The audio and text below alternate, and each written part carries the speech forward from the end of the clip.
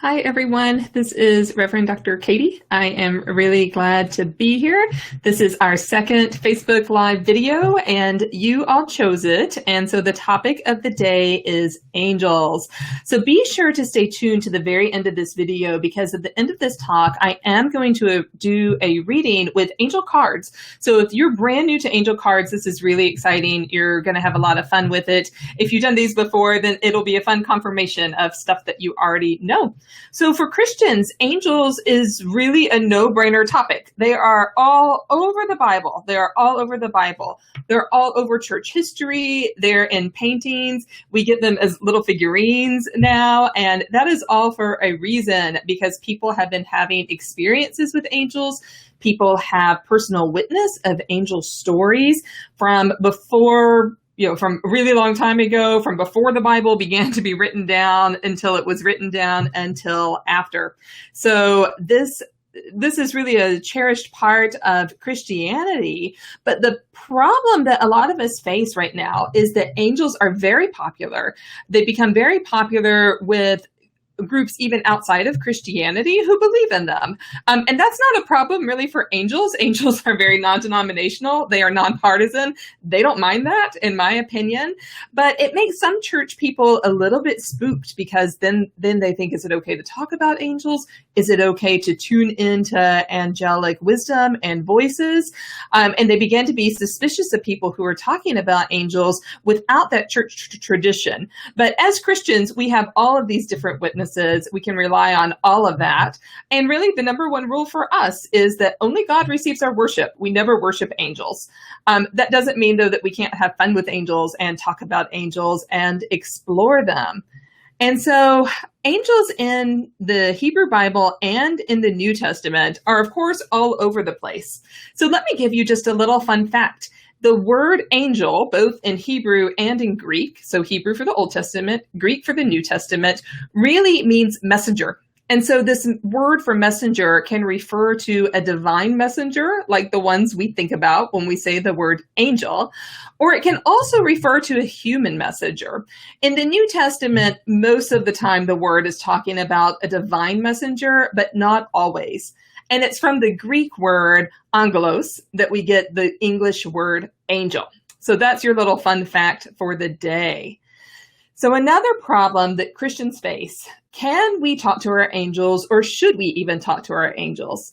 If you grew up Catholic, and I actually didn't grow up Catholic, but I grew up going to a Catholic school, so I know all of the prayers, I know all of the liturgy, and I've adopted a lot of that for my own theology.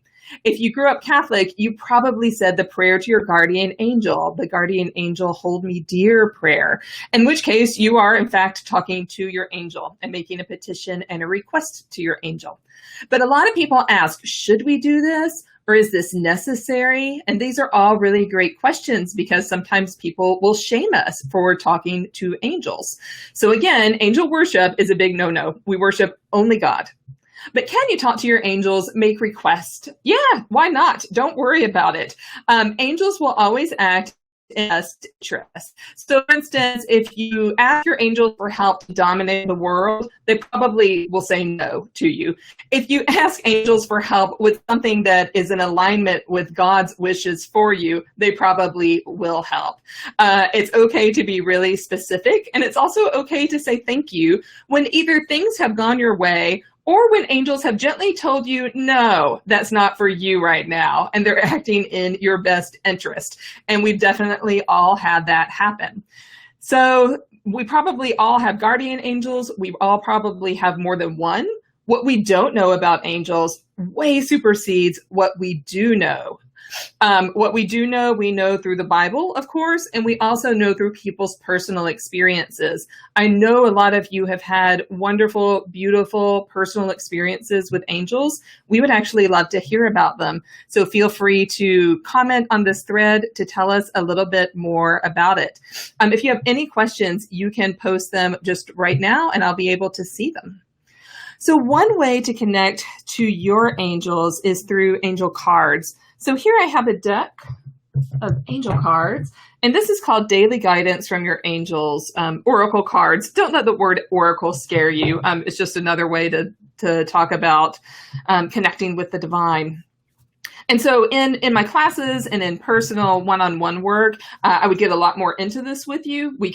I could teach you how to do readings on your own. I could do more in-depth readings for you.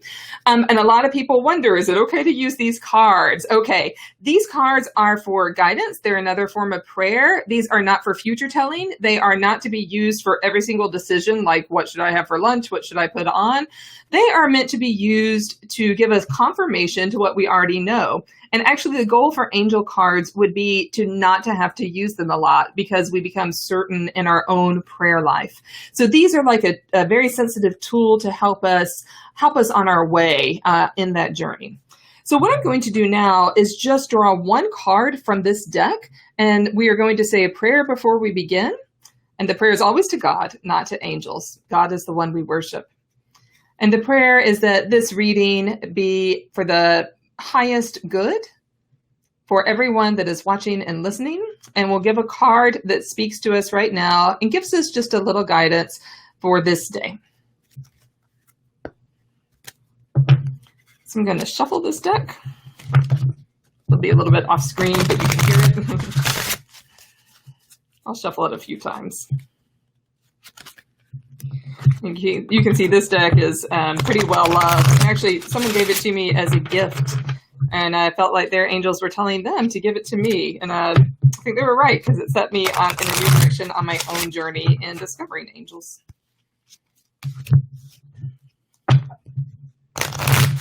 Okay.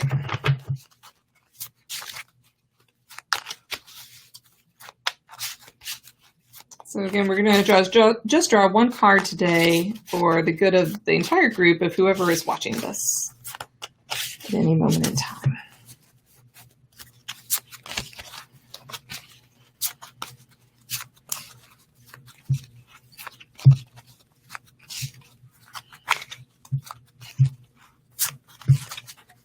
So it can't be rushed. We got to wait till the right card comes.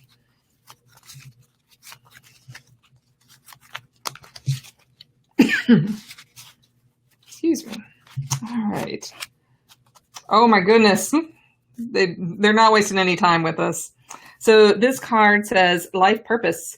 The purpose of your life is to serve in a way that brings great joy to yourself and others. Don't worry about finding your purpose. Instead, focus on serving a purpose, and then your purpose will serve you.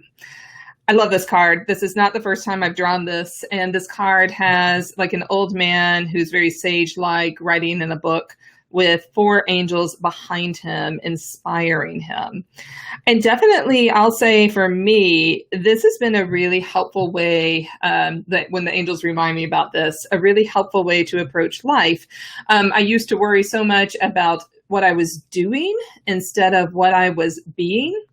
And so this card at the very end says, don't worry about finding your purpose, and instead focus on serving a purpose, and then purpose will find you. I have found this to be extremely helpful in life. So there might be those of you out there with whom this resonates a lot. Serving our purpose for a day could mean being really nice to people when they're crossing the street. It could mean using your dollar in a way that stretches the most for someone in need. It could mean paying attention to your surroundings and offering the sort of helpful hand or eye for someone when they need it the most.